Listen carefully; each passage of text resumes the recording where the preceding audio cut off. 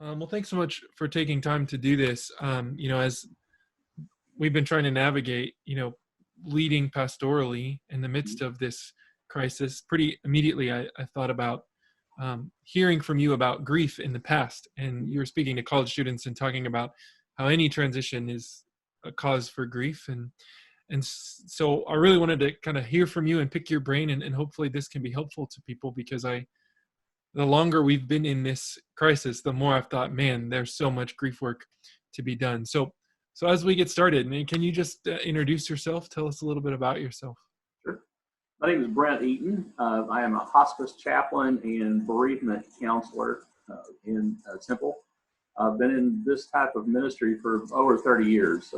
Some of that in hospital work, and the last 20 years specifically have been in hospice. Married, have 2 kids, grown, married off my payroll, and have 2 grandkids living out in the country, so life is good. That is good. Well, tell us a little bit about this work that you do. Okay. My primary role with hospice is to provide grief and bereavement support to families, primarily after a patient dies. So I'm with them as they have lost a loved one and working through the majority of the grief process. I also am responsible for taking care of staff because we go through grief as well. So those are my 2 primary roles. Okay, wow. So how and why did you get into that kind of work, and why do you do that work? When I was 8 years old, I had a baby brother who died at 3 days old. And remember vividly some of the things that we went through, and especially how I was feeling like I was really left out. Everybody else was going through traumatic grief, and I didn't have a whole lot of support there for myself. And so that has really stuck with me and been one of the motivators for why I'm doing exactly what I do now. But when I was 13, I knew that God was calling me in the ministry, but felt for years it was not going to be as a pastor or in church. I just didn't know what it would be. And found out about chaplain ministry and went through the chaplain training degree from Southwestern Seminary, and knew that providing direct pastoral care to people in crisis was where God had placed me. And that's where I feel like I can do the most good for most people. Wow. I think hearing your story, I remember I think I was 6 or 7 when my great grandfather passed away. And I have these distinct memories of everybody else grieving with these very emotionally and feeling guilty for not grieving the way that they did. And I haven't thought about how that's impacted how I think about grief these days, but I'm sure there is significant. A lot of those childhood memories well into early adulthood really form how we respond to grief. Kind of examples and role models that we have in our lives kind of teach us that, or like you said, feel guilty about not grieving their way. Right. Yeah. Wow. Well, I've learned, so much about grief from you just in short conversations. So can you tell us a little bit about what grief is? Maybe that's a word people aren't comfortable using, especially like for a pandemic. Maybe they don't feel as affected. I've got college students who, feel bad that they're not getting to walk across the stage, but then also feel bad that they feel bad because, it's not as serious as maybe other things are going on. So tell us about grief and how it's much broader than maybe we usually think. Yes, thank you. Good question. Grief is usually perceived as what I feel when somebody close to me dies. That has been how the majority of grief has been dealt with. Most of the books you read are about grieving the loss of someone, person that's important in your life. But my definition of grief is different from that. Grief is a natural human reaction to a perceived loss. That can be a loss of anything important to you. And especially in this time when we're in shutdowns, lockdowns, schools not being in session, we're not able to go to work. There are a lot of different things that we experience that we feel a loss, and that sadness, that guilt, all those feelings are the same types of feelings one would feel if it were a more tragic loss, like losing a loved one. But yes, we grieve any kind of loss. And in fact, we can grieve good things that happen to us because, for instance, say somebody gets the job of a lifetime and they're moving and this is the job that they wanted to have, and they get there and wonder why after a week or so they're feeling so down and sad. even though it was a good thing, it's a change. It was a loss of your old lifestyle. So yes, you can even grieve things that other people say, well, isn't that good? Well, yes, but you can still grieve that. Gosh, yeah, when so my mom and my stepdad got engaged, he proposed to her and we were up like on this mountain and we came down the hill. I was there too. I was 9 at the time, and like the whole way walking down, he was living in Germany with the army, and so we knew we were going to have to move. And so the whole way after she said yes to him, she's like sobbing, right? Because of this transition that was about to begin of moving. And even though it was great thing, Mm-hmm. you know, that there's still this change that happens that we have to deal with. It's Yes, so any fascinating. kind of change can trigger a loss reaction. And you consider what we're going through right now. For myself, we can't even go into the office where we work. I am at home right now, working from my study, and I can't go to the office where I've been so accustomed to sharing lunch and just standing around chatting with people and providing support directly to people. So we're experiencing some grief in that as well, that we're not able to get to and see the people we want to, and that has been difficult for us. What other ways, you know, in the midst of this pandemic, do you think people are experiencing grief right now?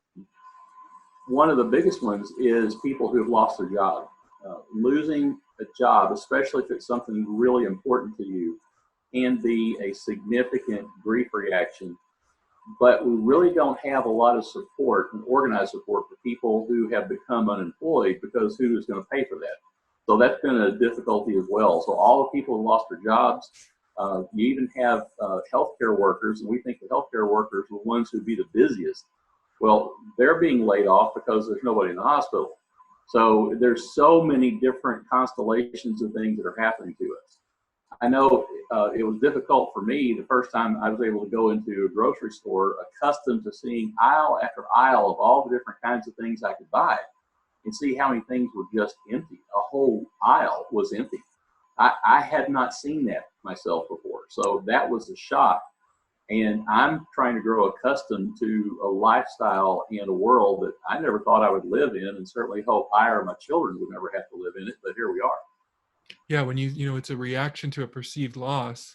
I think that describes exactly what we feel like when I'm, you know, every time I've gone to the grocery store, and even just the masks and I mean, there's a loss to the way of living that is dramatic, and I think creates feelings with us, but we're not sure, you know, how do I deal with this? And isn't everybody dealing with this? And um, so, and one of the questions I have too is, you know, as a pastor and working with different kinds of people, I don't know that people even feel like they should speak out about their grief or try to talk to somebody about their grief, because it feels like everybody must be grieving, right? So maybe who am I to talk about it or ask for help or try to learn how to process it? So what are healthy ways that we can deal with that grief, and what does that look like? One of the things I would encourage people to do is to realize that you're going through a grief experience right now, especially with the pandemic. Other people are too. Well, acknowledge that and to say, yeah, this is hard on me. I imagine it's hard on you too. How are you feeling about it? And that would open the opportunity for you to have a discussion with someone. And even though you may be in the same lifeboat, you can still help each other, and that is okay. So I would encourage you to find ways to talk about it. I know right now we're not even able to have dinner with our friends, and we can't go to a restaurant and have a nice dinner the way we used to. But things like this, Zoom meetings, we're having our life group on Sunday morning on Zoom and have 17 to 20 households represented on that. And it is helpful. And we're talking about those kinds of things. So don't feel like you can't talk about it because you know other people are going through it too. That's the best time. So open those discussions up and be honest. If somebody else is going through a difficult time, don't expect them to be able to heal your problem. But by opening it up and talking about it, you're giving both of yourselves an opportunity to grow and heal and bond. So do that, talk.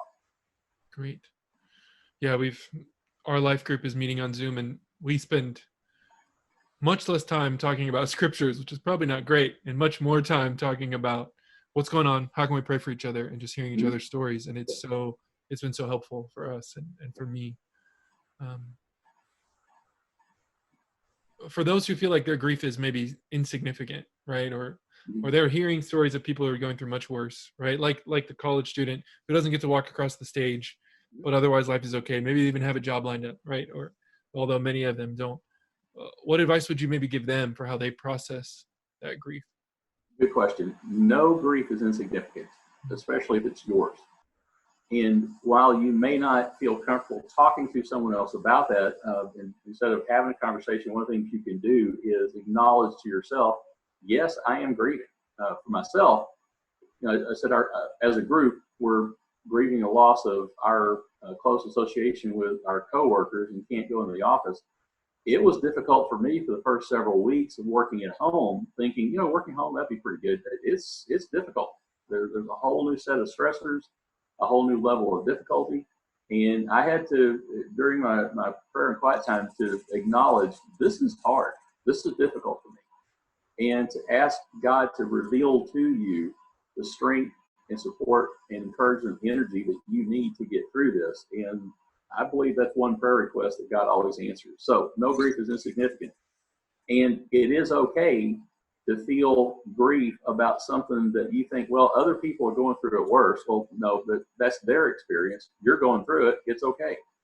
I can't imagine what difference it would have made for me in my college life if I could not have had closure at graduation and those sorts of things, because that was a major milestone in my life. I remember when I graduated from seminary, my oldest child, my son, had just been born. And when he was about a week old, he was in my wife's arms as I was graduating from seminary. And that's a memory that I hold very close and dear to me. So not having those, regardless of whether or not you think it's significant or not as bad as someone else, you are still grieving and still need to go through that process. So it is okay to grieve, regardless of what you're experiencing.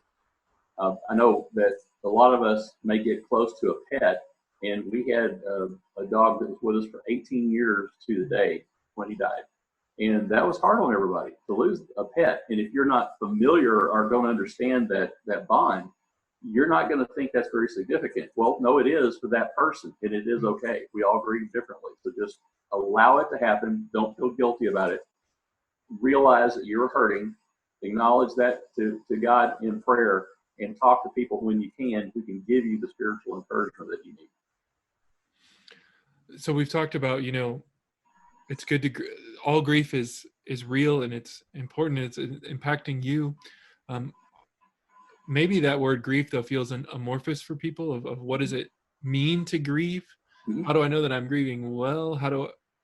What does it look like to grieve? And I know people grieve differently, but how, in your experience with people who grieve in all kinds of different ways, how do you help people so that they're able to grieve? They know that they're grieving, they're processing their grief. Great question. Just this last week, I was talking with a lady whose mother was going to come on hospice service, and she died before we could admit her. And this poor lady felt lost because she had no support. Well, we provide support regardless of why a person lost someone. And she was telling me, she said, I have all these family members who are saying, Mom, why are you laughing and giggling about stuff when you should be crying and should be doing this and should be doing that? And I said, okay, now stop. Anytime you use the word should, you're living by somebody else's value, not your own. And whatever you're feeling is okay. And the only time I get concerned about the way someone is grieving is if they can't eat, can't sleep for days at a time, can't take care of themselves, are feeling like it's dangerous for them to get in the car and drive. Those are danger signals, but everything else is fair game. And it's common in the last 20 years or so that there is a 5 or 7 stage grief process we all go through. No, it doesn't happen in order. You don't hit all of them. My view of grief, and the way I explain it, is it's a lot like a frog trying to get across a big pond. He jumps to a rock, and in that grief, he's angry. He jumps to a lily pad and is feeling sad. He tries to jump to another lily pad and falls into the water and thinks he's going to drown, and finally swims his way back up, and finally you get across to the other side. There is no definite path. It happens the way it needs to happen.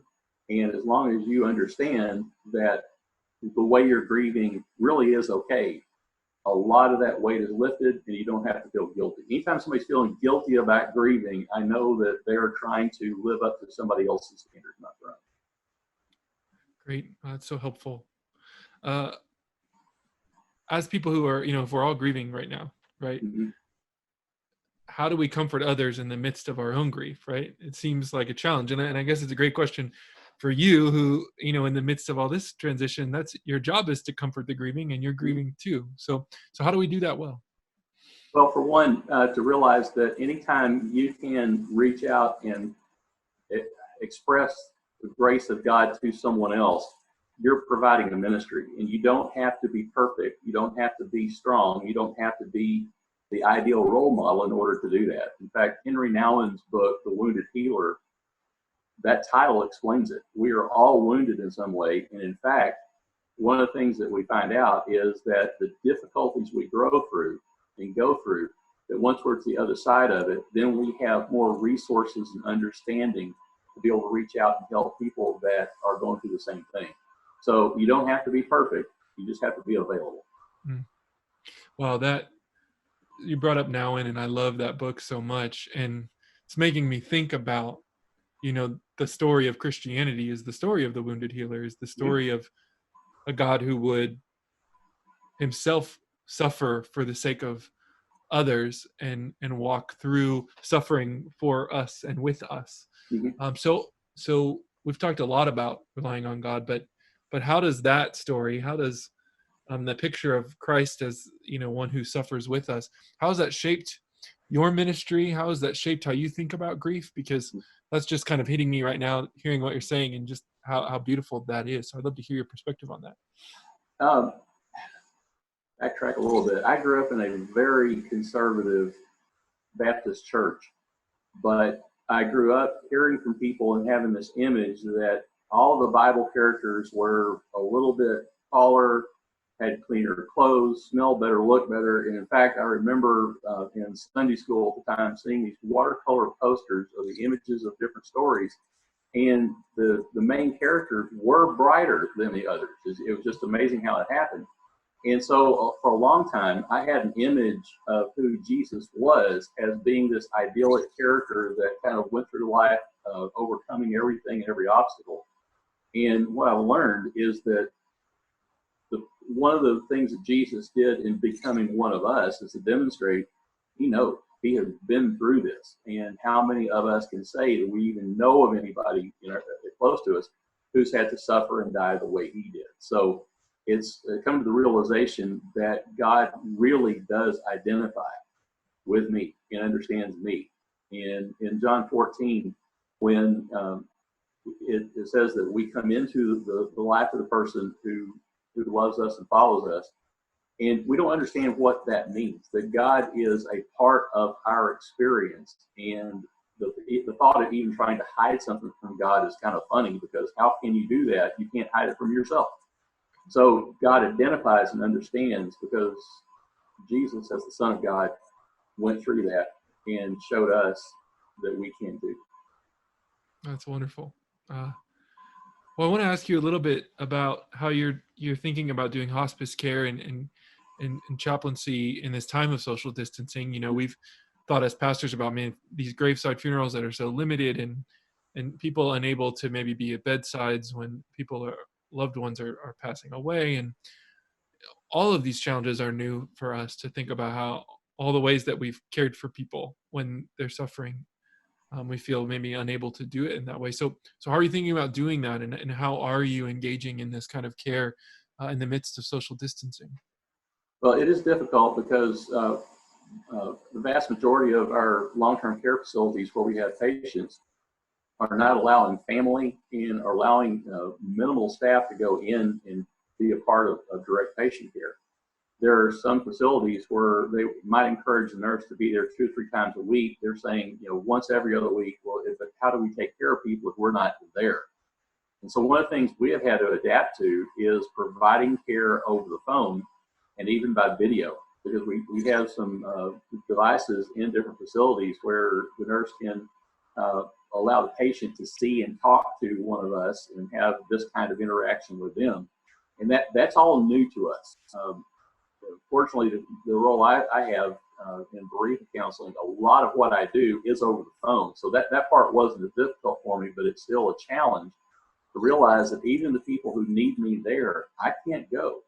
And so I'm always wondering, am I doing what needs to be done? So one of the things I have found in this and other challenges as well is that when you are in a mindset and your heart is open to caring for someone, it really doesn't matter how far away you are.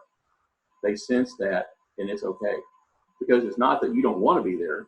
They want to be there, and neither one of us can. And so we're kind of in the same boat, but we're there still to support each other, even though we're not in the same room. So it's a challenge. We're still working through some of that.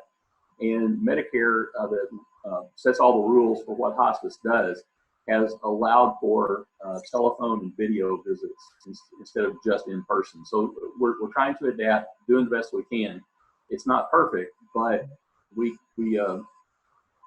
go with the tools we're given. So we just learn to get through it somehow. That's great. Yeah, I think all of us are also dealing with some of that pressure to, am I doing enough, right? Because what we're used to maybe measuring or evaluating is not there anymore, right? And so there's a weight on us as we're trying to navigate that. That's a challenge that all ministers go through: is, have I done enough? And a lot of times and here again, a lot of that sense comes from a value that's not really a part of you. You may think there's an expectation that a church member has of you that's not real or not valid. What is it that God expects of you, and what is it is providing the kind of support that you should be, and let that be enough. We can go home every day at 5 o'clock or 10 o'clock at night or whatever and still feel like we haven't done enough. Well, we'll never do it all, but we do what we should. Right. And yeah, at some point, not only do I think, people have grace for us because, our intention to care well, we've got to figure out how to have grace for ourselves and create boundaries and rest and those healthy rhythms, because otherwise, we're going to constantly feel like we're not enough. And at some level, then we're kind of taking the responsibility and the authority of God away, right? That we think we're the final and end all, right? Which, not that any people in ministry ever have ego problems, but I think there is some of that, going on. Well, I think this is so helpful. Do you have any other anything else you'd like to share with folks as they're thinking about grief and their own grief and processing this time? I would say that regardless of the circumstances you find yourself in, the challenges you experience, if you take a few minutes to really assess what are you feeling, you'll realize that you have the same kinds of feelings regardless of the external circumstance. And there's something about American culture, especially, where we've been told, don't trust your feelings, trust your mind, what you're taught, go with that. And we're taught not to trust our gut. Well, that intuitive emotional feeling side is actually far deeper and far bigger than our thought processes. So if we do that, we're cutting out a huge part of who we are as people. Allow yourself to feel those feelings. Allow yourself to go with what you feel is right, know is right, and you may not be able to articulate it. That's one of the things about me and my personality style, and my family has gotten accustomed to this, is when we'll say, let's do something, I'll go, and I can't explain it. I don't know why, but all of a sudden I'll go, okay, now it's time. And for whatever reason, it works out better. So trust yourself and realize that you are the expert on you, and allow what you know about yourself to guide and direct you, and depend on what God is showing you and how to go, and trust that it's going to work out, because it usually does. It's great.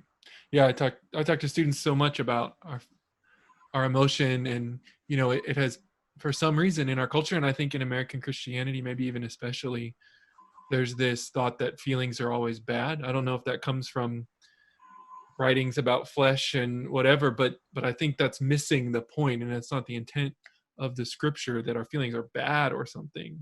Obviously our belief is not based totally on our feeling, but it also we don't neglect our feelings, especially in cases like this. So I think that's really helpful for people and such a good reminder. Well, Brent, thank you so much for your time. Sure. I enjoyed this a lot, and it's helpful for me, and I hope it's helpful for others. Okay, thank you. I appreciate you taking the opportunity to talk with me, and I always love talking about this kind of stuff. It's kind of an occupational hazard talking. Right.